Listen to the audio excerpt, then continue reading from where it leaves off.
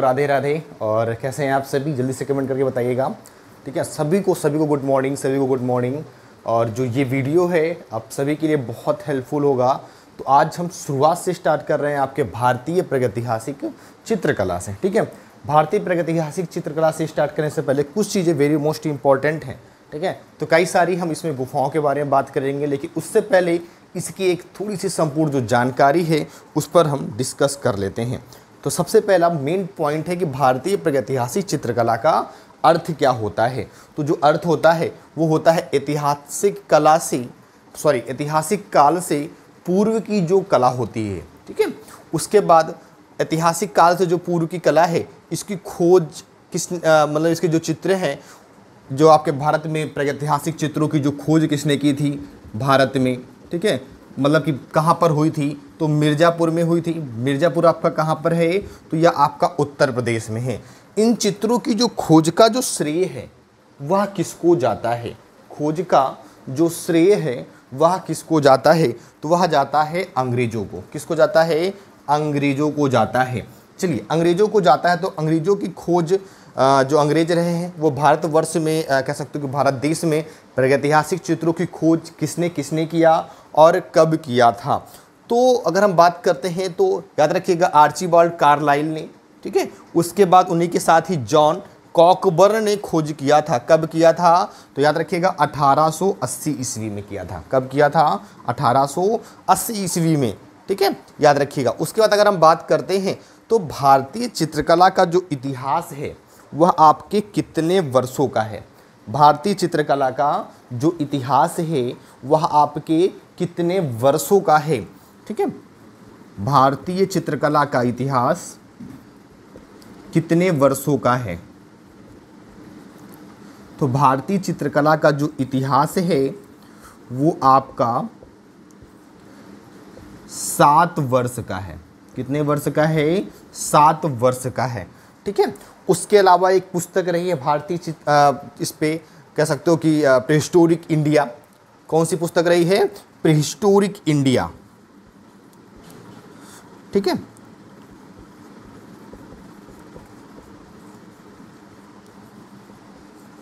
Prehistoric India जो पुस्तक रही है वह किसने लिखा हुआ था और वह किस सन की है, तो याद रखिएगा वह 1950 ईस्वी की है। यह जो पुस्तक है किसकी थी, स्टुअर्ट पिगाट की। किसकी थी बेटा, स्टुअर्ट पिगाट की। ठीक है, याद रखिएगा स्टुअर्ट पिगाट की।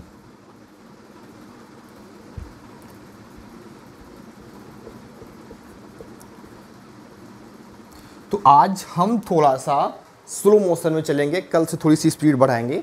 ठीक है, कल से हम थोड़ी सी स्पीड और कुछ जानकारियाँ और विस्तार रूप से हम करेंगे। ठीक है, तो स्टुअर्ट पिगाट रहे हैं जो एक ब्रिटिश पुरातात्विक भी रहे हैं। ठीक है, उसके अलावा हम बात करते हैं कुछ और इम्पोर्टेंट की कि भारत में मानव का जो साक्ष्य है। ठीक है, भारत में जो मानव का जो साक्ष्य है वो हमको कहाँ से प्राप्त हुआ था। भारत में मानव का जो साक्ष्य है बेटा वो हमको कहाँ से, याद रखिएगा नर्मदा। ठीक है, नर्मदा जो घाटी है कहाँ पर है, वो एमपी, नर्मदा घाटी आपके मध्य प्रदेश में। ठीक है, कहाँ पर, तो याद रखना हथनौर नामक स्थान से। कहाँ से, हथनौर नामक स्थान से। ठीक है, हथनौर नामक स्थान, नर्मदा घाटी, मध्य प्रदेश। ये सब चीज़ें वेरी मोस्ट इंपॉर्टेंट हैं, कई बार क्वेश्चन में आया हुआ है। ठीक है, तो मैंने जो शुरुआत से आप देखिएगा वीडियो तो पॉइंट टू पॉइंट है, मैंने उसको कई जगह पे डिवाइड उसको कर दिया है। अब क्वेश्चन आता है कि जो भारतीय चित्रकला है, जो प्रागैतिहासिक जो चित्रकला है उसको कितने भागों में डिवाइड किया गया है। उसको कितने भागों में डिवाइड किया गया है, आप सभी को पता है उसको कितने भागों में डिवाइड किया गया है। उसको 3 भागों में डिवाइड किया गया है। ठीक है, उसको 3 भागों में डिवाइड किया गया है, विभक्त किया गया है या फिर बांटा गया है। कई विद्वानों ने कई अपने लैंग्वेज का प्रयोग किया हुआ है। ठीक है, चलिए तो सबसे पहले हम बात कर लेते हैं आपके पूर्व पाषाण काल की। ठीक है, सबसे पहले आपकी बात कर लेते हैं पूर्व पाषाण काल की। तो पूर्व पाषाण काल आपका कब से लेकर कब तक रहा है? तो 30,000 ईसा पूर्व से लेकर 25,000 ईसा पूर्व तक आपका रहा है पूर्व पाषाण काल।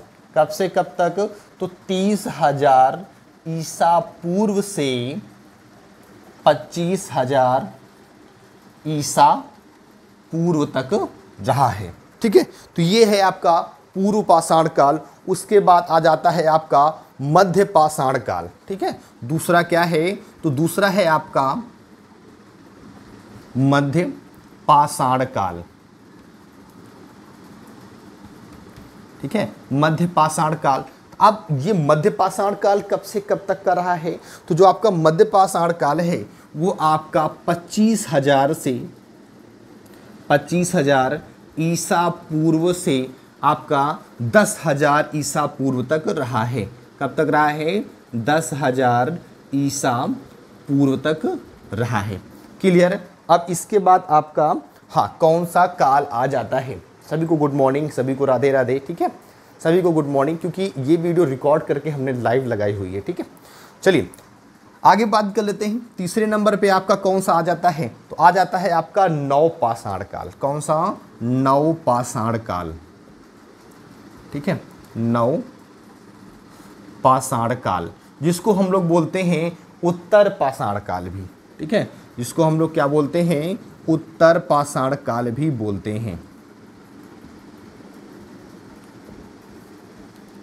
इसका जो समय अवधि रही है वो क्या रही है? तो याद रखिएगा 10,000 ईसा पूर्व से 10,000 ईसा पूर्व से, ठीक है, 5,000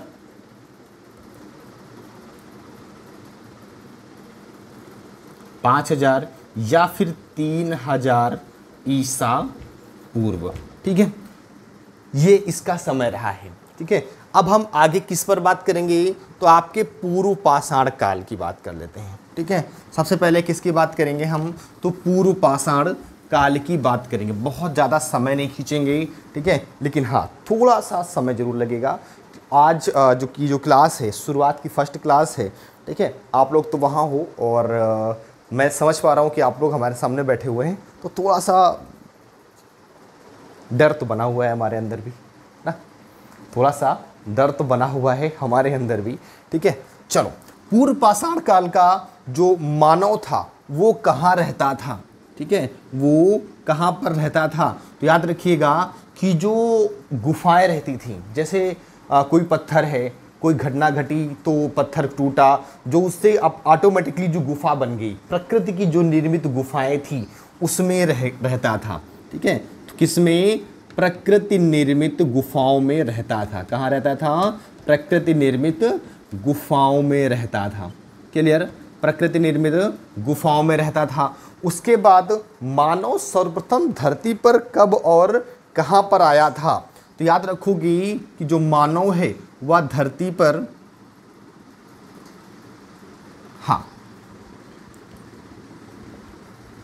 मानव धरती पर प्लाइस्टोसीन, ठीक है, एक प्लाइस्टोसीन जो एक कह सकते हो कि युग है, उसके आरंभ में आया था। उस युग के आरंभ में आया था। आरंभ में कहाँ पर? तो याद रखना अफ्रीका में। ठीक है, कहाँ पर आया था? तो याद रखिएगा अफ्रीका में आया हुआ था। उसके बाद अगर हम और इम्पॉर्टेंट बात कर लेते हैं तो सर्वप्रथम आपका उपकरण निर्माता कौन था?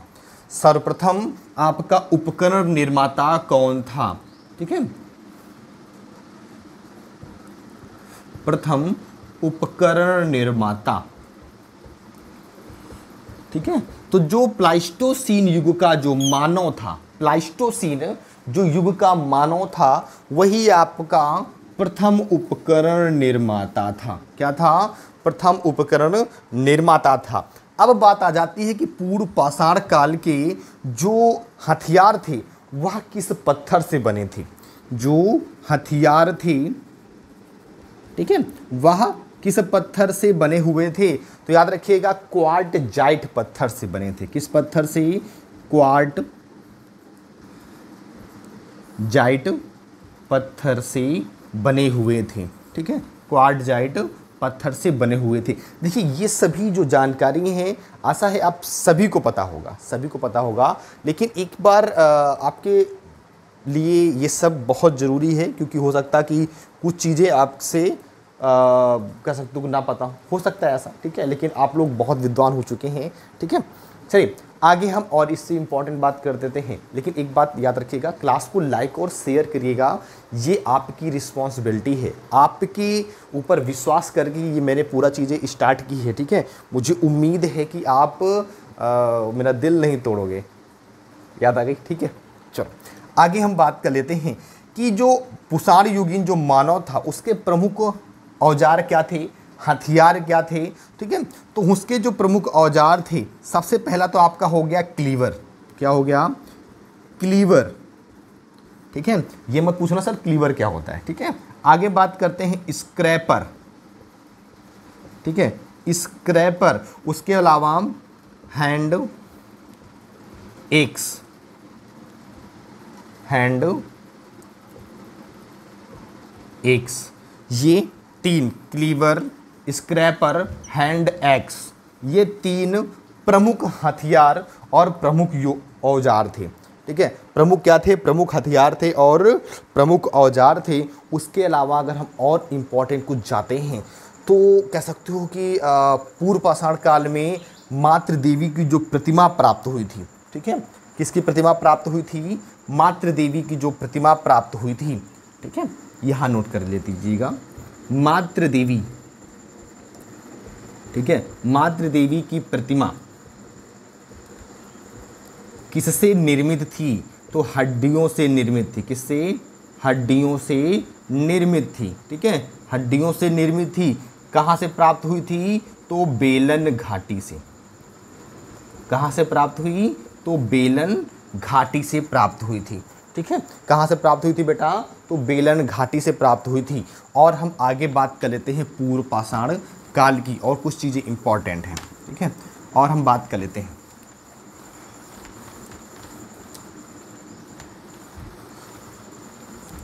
चलिए, और जैसे अगर हम बात कर लेते हैं तो भारत का जो पूर्व पाषाण कालीन जो उपकरण हैं उसकी खोज कब हुई, किसने किया और कहाँ पर किया था? किसने किया था? सबसे पहली बात किसने किया था?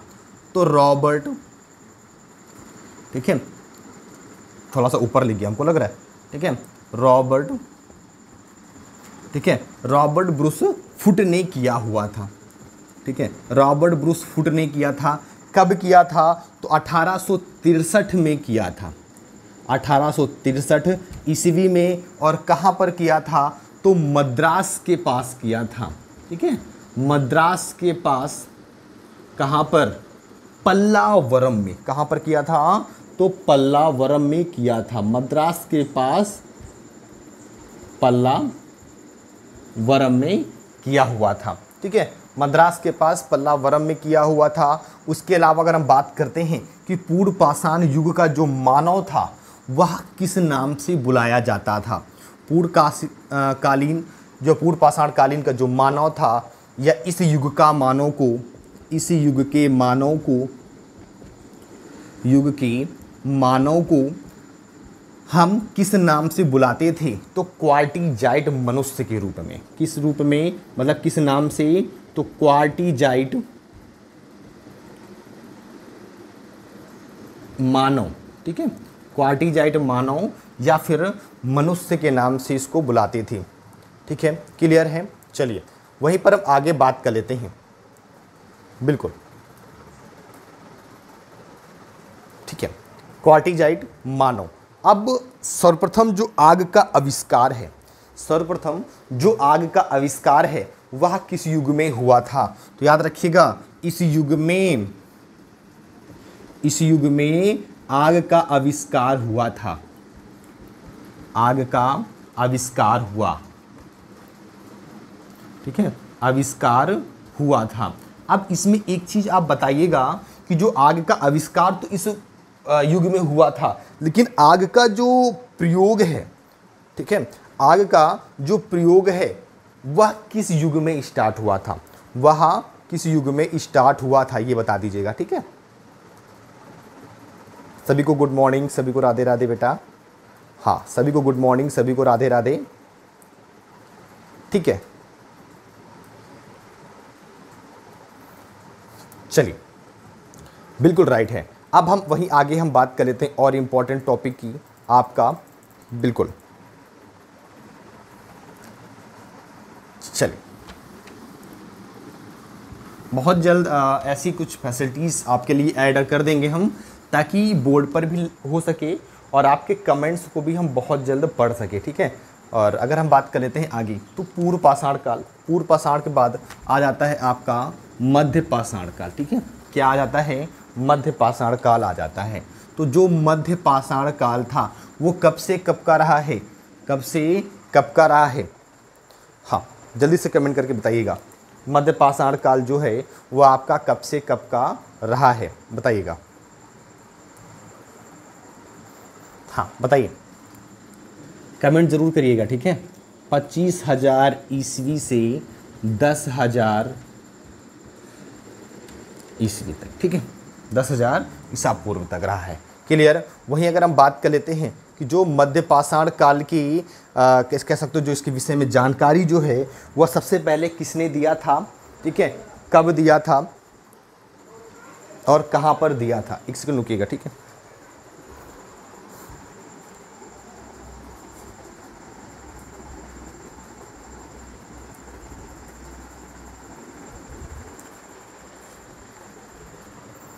ठीक है, जो मध्य पाषाण काल का मध्य पाषाण काल है इसके बारे में जो जानकारी है वो आपके C.L. कार्लाइल ने दिया था। किसने दिया था? C.L. कार्लाइल ने दिया था। ठीक है, C.L. कार्लाइल ने दिया था। कब दिया था? तो 1867 में दिया था। ठीक है, 1867 ईस्वी में। किस क्षेत्र में? तो विंध्य क्षेत्र में। ठीक है, विंध्य क्षेत्र में इसकी हमको जानकारी, सभी विंध्य क्षेत्र से या विंध्य क्षेत्र में इसकी जो जानकारी है वो दिया था। उसके अलावा जो मध्य पाषाण काल के जो औजार थे, मध्य पाषाण काल के जो औजार थे, मध्य पाषाण काल के जो औजार थे वह कैसे थे। ठीक है, वह कैसे थे? तो सबसे इंपॉर्टेंट बात है कि वो छोटे औजार थे। ठीक है, छोटे औजार थे। उसको क्या बोलते थे? तो माइक्रोलिथ बोलते थे। क्या बोलते थे? माइक्रोलिथ बोलते थे। ठीक है, क्या बोलते थे? माइक्रोलिथ बोला करते थे। उसके बाद भारत का सबसे बड़ा मध्य पाषाणिक स्थल कहाँ पर है? भारत का सबसे बड़ा मध्य पाषाणिक स्थल, मध्य पाषाणिक स्थल, तो याद रखिएगा कि जो मध्य पाषाणिक स्थल है वो आपके भीलवाड़ा में है। कहाँ पर है? भीलवाड़ा जिले में है। ठीक है, भीलवाड़ा जिले में। कहाँ पर? तो भीलवाड़ा जिले में कोठारी नदी है एक। कौन सी नदी? कोठारी नदी के ही पास में या उसके तट में, नदी के तट पर एक स्थान है जिसको बोलते हैं बागोर। क्या बोलते हैं? बागोर। वहाँ पर इसकी जो स्थल है वो यहाँ प्राप्त हुआ है। अब यहाँ पर सबसे पहले आपके अगर क्वेश्चन आता है कि सर्वप्रथम सौदाह, ठीक है, सौदाह या कह सकते हो कि जो दाह प्रक्रिया है, सवदान की जो दाह प्रक्रिया है वह किस युग में प्राप्त हुई थी? तो मध्य पाषाण काल में। ठीक है, तो इस युग में आपकी समाधान या फिर दाह संस्कार की प्रक्रिया की शुरुआत हुई। ठीक है, की शुरुआत हुई थी। किस काल में? तो आपके मध्य पाषाण काल में ही इसकी शुरुआत हुई थी। उसके अलावा जो भारत में अस्थिमंजर है, ठीक है, वो किस काल में? जैसे जो व्यक्ति मर जाती थी, कह सकते हो कि जंगलों में भटक रहे हैं, भूख से, प्यास से या किसी जानवर के द्वारा खा जाने पर जो उसका अस्थिमंजर है वो आपके मध्य पाषाण काल से ही मिलना प्रारंभ हुआ था। तो अस्थिमंजर मिलना स्टार्ट हो गए, ठीक है, अस्थिमंजर मिलना स्टार्ट हुआ, मिलना प्रारंभ हुआ, ठीक है, अस्थिमंजर मिलना प्रारंभ हुआ। उसके अलावा ये कहाँ पर प्राप्त हुए थे, मानव अस्थिपंजर कहाँ पर प्राप्त हुए थे, तो याद रखिएगा प्रतापगढ़, ठीक है, प्रतापगढ़ कहाँ है, तो आपके उत्तर प्रदेश में, ठीक है, उत्तर प्रदेश में कहाँ पर, तो याद रखिएगा सरानाहर, ठीक है, सरानाहर। और उसके बाद अगर बात करते हैं तो सरानाहर और एक और स्थान से था, वो था महदहा, वो था महदहा, ठीक है, सरानाहर और महदहा से। ये प्रतापगढ़ उत्तर प्रदेश के सरानाहर और महदहा से आपके अस्थिमंजर मिलना प्रारंभ हुए थे, ठीक है, अस्थिमंजर मिलना प्रारंभ हुए थे। और वहीं अगर हम बात करते हैं तो पशुपालन का जो साक्ष्य हमको प्राप्त हुआ है, किसका साक्ष्य प्राप्त हुआ है, पशुपालन का जो साक्ष्य प्राप्त हुआ है बेटा, ठीक है, वो आपका कहाँ से प्राप्त हुआ था। और तो याद रखिएगा कि जो पशुपालन का भी साक्ष्य यहाँ से प्राप्त हुआ है, ठीक है, पशुपालन का भी साक्ष्य प्राप्त हुआ है। समय क्या था, तो ये अप्रॉक्स याद रखिएगा 5000 ईसा पूर्व का है ये, ठीक है। उसके अलावा कहाँ से, याद रखिएगा मध्य प्रदेश के, एमपी के, मध्य प्रदेश के कहाँ से, तो याद रखोगे आदमगढ़, और ठीक है, मध्य प्रदेश के आदमगढ़, मध्य प्रदेश के आदमगढ़, ठीक है, और राजस्थान के, पता नहीं दिख रहा है या नहीं दिख रहा है, राजस्थान के कहाँ से, तो याद रखोगे बागौर से, ठीक है, राजस्थान के बागौर से। अगर हमारी वॉइस आ रही तो आप सुन लीजिएगा, ठीक है। तो ये सब चीज़ें इंपॉर्टेंट है। मध्य पाषाण काल का 25,000 से 10,000 ईसा पूर्व, जिसकी जानकारी जो शोध है वो किया था CL कार्लाइल ने। 1867 ईस्वी विंध्य क्षेत्र में इसकी जानकारी दी। जो औजार थे वो छोटे औजार थे, जिसको हम लोग बोलते थे माइक्रोलिथ, ठीक है। स्थल भीलवाड़ा जिले के कोठाई नदी के तट पर बागौर में मध्य पाषाणिक स्थल प्राप्त हुआ। उसके अलावा इस युग में सवादान दाह संस्कार की शुरुआत हुई। अस्थि मंजर मिलना स्टार्ट हो गए। कहाँ से, तो आपके प्रतापगढ़ उत्तर प्रदेश के सरानाहर और मधा से प्राप्त हुए थे। उसके अलावा पशुपालन स्टार्ट हुआ। पशुपालन आपका 5000 ईसा पूर्व के आसपास, जो आपके MP के आदमगढ़ और राजस्थान के बागौर से स्टार्ट हुआ था, ठीक है। आगे हम बात कर लेते हैं नवपाषाण काल की। किसकी बात करते हैं, नवपाषाण काल की बात कर लेते हैं, ठीक है।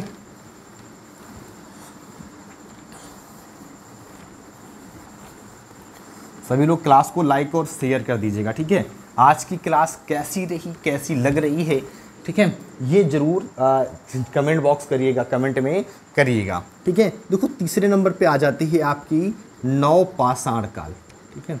नवपाषाण काल, जिसको हम लोग बोलते हैं उत्तर पाषाण काल भी, ठीक है, जिसको हम लोग क्या बोलते हैं, उत्तर पाषाण काल भी बोलते हैं। क्लियर, उत्तर पाषाण काल भी इसको हम बोलते हैं। क्लियर है, उत्तर पाषाण काल भी बोलते हैं। अब इस काल की जो खोज है, ठीक है, भारतवर्ष में इस काल की जो खोज है किसने किया था, तो डॉक्टर प्राइमारोज, ठीक है, डॉक्टर प्राइमारोज ने किया था, ठीक है। किसने किया था, तो डॉक्टर प्राइमारोज भी, मतलब रोज ने किया हुआ था। और इस युग के जो हथियार हैं, ठीक है, कह सकते हो जो नवपाषाण काल का जो मानव है, किन हथियारों का प्रयोग करता था, किन हथियारों का प्रयोग करता था, तो सबसे पहले याद रखिएगा पालिशदार पत्थरों से बने या पालिशदार पत्थर के बने हथियारों का उपयोग करता था। पालिशदार पत्थरों की, मतलब कि पालिशदार पत्थर के बने हुए हथियार, ठीक है, पत्थरों के बने हथियार के बने हथियार का यूज करता था, ठीक है। उसके अलावा एक चीज़ और इम्पॉर्टेंट, जब पालिशदार पत्थर के बने हथियार यूज करता था तो एक चीज़ इम्पॉर्टेंट है कि आपके नवपाषाण काल में ही पालिश की खोज हुई थी, ठीक है, पालिश की खोज हो चुकी थी,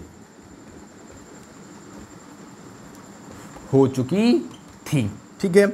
उसके अलावा और हम इम्पॉर्टेंट अगर हम बात कर लेते हैं तो नवपाषाण काल में जो हथियार हैं, ठीक है, उसमें सबसे ज़्यादा प्रयोग किस औजार का हुआ है? तो याद रखिएगा पत्थर की कुल्हाड़ी का। किसका?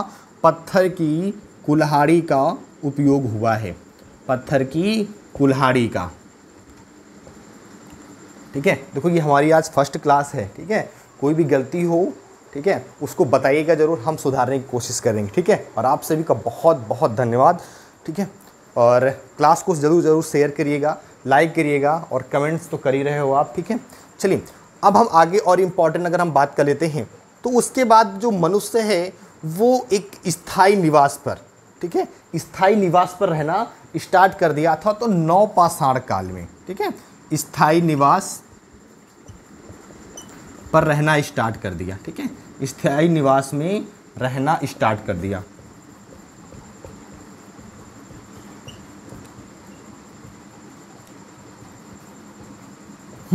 स्टार्ट कर दिया। उसके अलावा अगर हम और इम्पोर्टेंट बात कर लेते हैं तो आपकी जो भारतीय उपमहाद्वीप है आज जो 7000 ईसा पूर्व के आसपास का था, जो कह सकते हो जो बस्ती हमको प्राप्त हुई थी आपके नवपाषाण काल की, जो सबसे पुरानी बस्ती थी, जो सबसे प्राचीन बस्ती रही है, वो कौन सी रही है? तो याद रखिएगा मेहरगढ़। कौन सी? मेहरगढ़,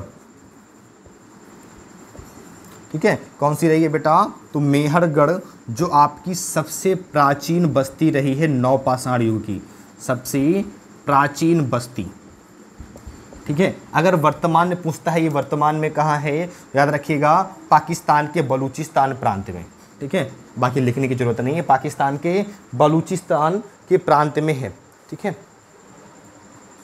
ठीक है। अब इसमें और इम्पॉर्टेंट है कि कहाँ की कब्रों में पालतू कुत्ते अपने मालिक के साथ दफना दिए जाते थे। ये सबसे इम्पॉर्टेंट टॉपिक है, एक इम्पॉर्टेंट कह सकते हो पॉइंट है या क्वेश्चन है, क्योंकि हर बार ये आपके क्वेश्चन में हर बार आया हुआ है। तो याद रखिएगा वो काल था नवपाषाण काल, उत्तरपाषाण काल। कहाँ पर? याद रखिएगा बुर्ज होम, ठीक है, बुर्ज होम। बुर्ज होम में क्या होता था कि कब्रों में जो आपके पालतू कुत्ते होते थे वो अपने मालिक के साथ दफना दिए जाते थे। कब्रों में पालतू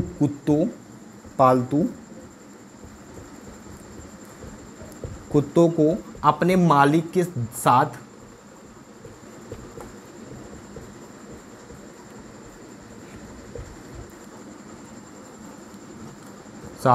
दफनाए जाने के साक्ष्य मिले हैं, ठीक है, दफनाए जाने के साक्ष्य प्राप्त हुए हैं, ठीक है, जाने की साक्ष्य प्राप्त हुए हैं। उसके अलावा अगर हम बात कर लेते हैं तो हड्डी के उपकरण जो हिरण की सींगों से बने हुए थे, ये आपके कहाँ से प्राप्त हुए हैं? ठीक है, तो याद रखिएगा चिरांद से। कहाँ से? चिरांद से। चिरांद जो आपके पटना में है, ठीक है, यहाँ से क्या प्राप्त हुआ है? तो हड्डी के उपकरण प्राप्त हुए हैं, ठीक है, हड्डी के उपकरण प्राप्त हुए हैं।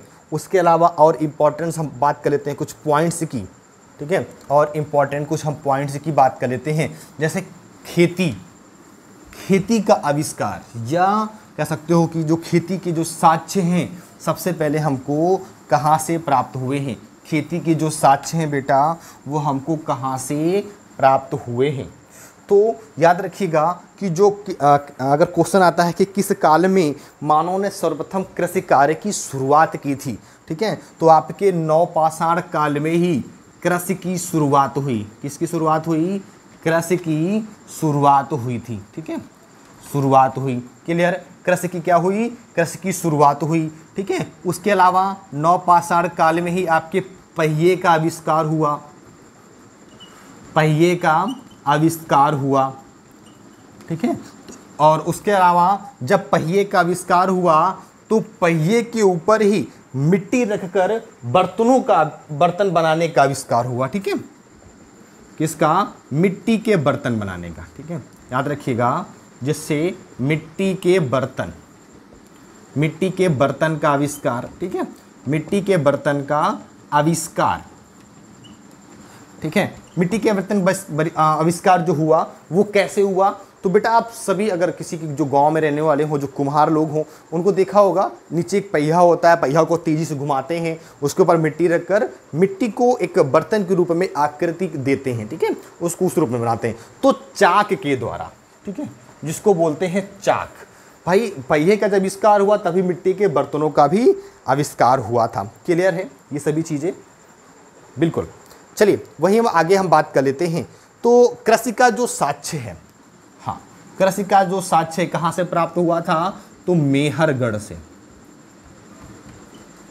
ठीक है, मेहरगढ़ से प्राप्त हुआ था कृषि का साक्ष्य, याद रखिएगा ये भी। और कृषि के लिए अपनाई जाने वाली सबसे पुरानी फसल कौन थी, सबसे पुरानी फसल तो याद रखिएगा जौ, ठीक है, सबसे पुरानी फसल कौन थी, जौ।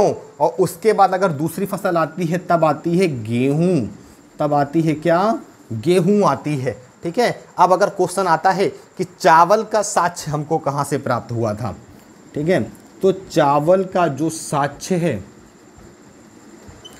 ठीक है, चावल का जो साक्ष्य है हमको प्रयागराज से, मतलब कि इलाहाबाद से, यानी कि प्रयागराज से, जो नया नाम है प्रयागराज में, कहाँ से, तो कोल्डिहवा से, ठीक है, कहाँ से, तो कोल्डिहवा, कोल्डिहवा से प्राप्त हुआ था। क्लियर है? तो मैंने ये बता दिया कि आपके मिट्टी के जो बर्तन हैं उसका निर्माण नवपाषाण काल पे हुआ।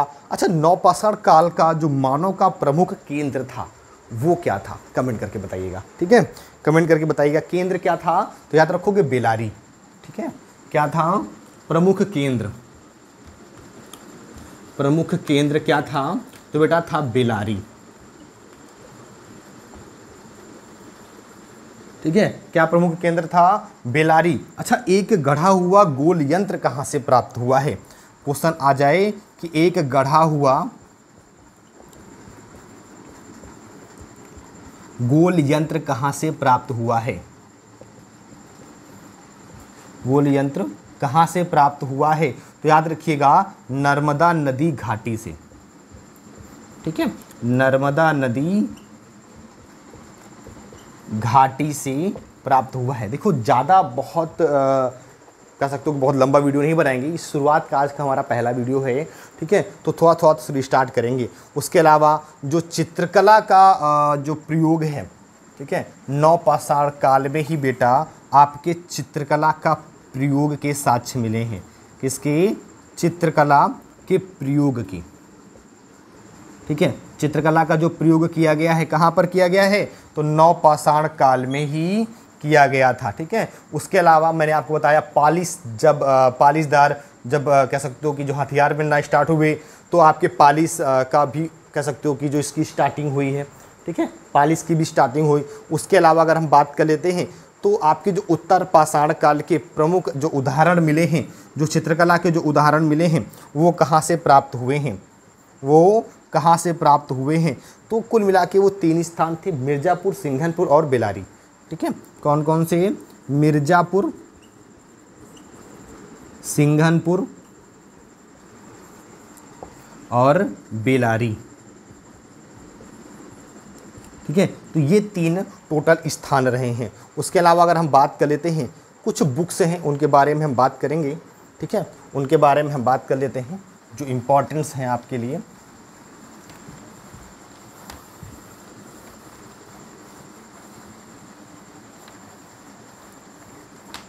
सभी लोग क्लास को लाइक और शेयर कर दीजिएगा, ठीक है।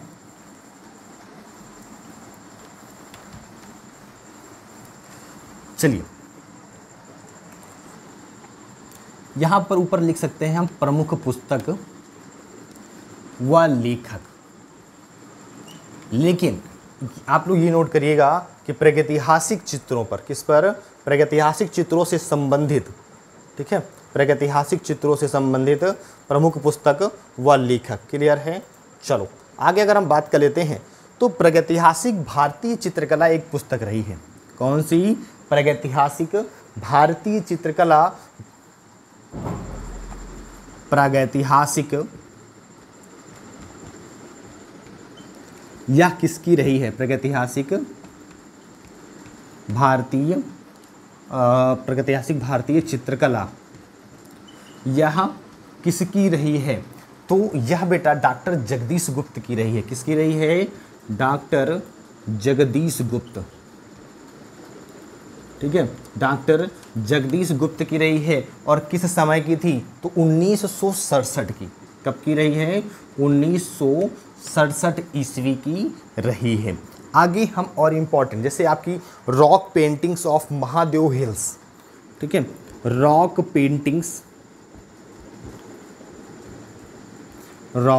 पेंटिंग्स ऑफ महादेव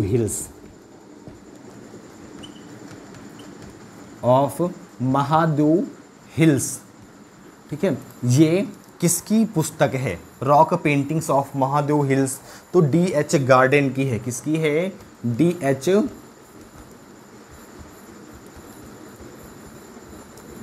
गार्डन की है, जो आपकी 1936 ईस्वी की है। कब की है? 1936 ईस्वी की है।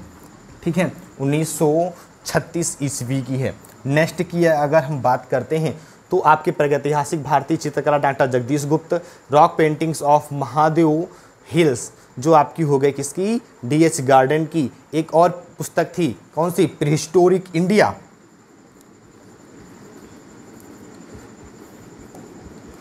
प्रीहिस्टोरिक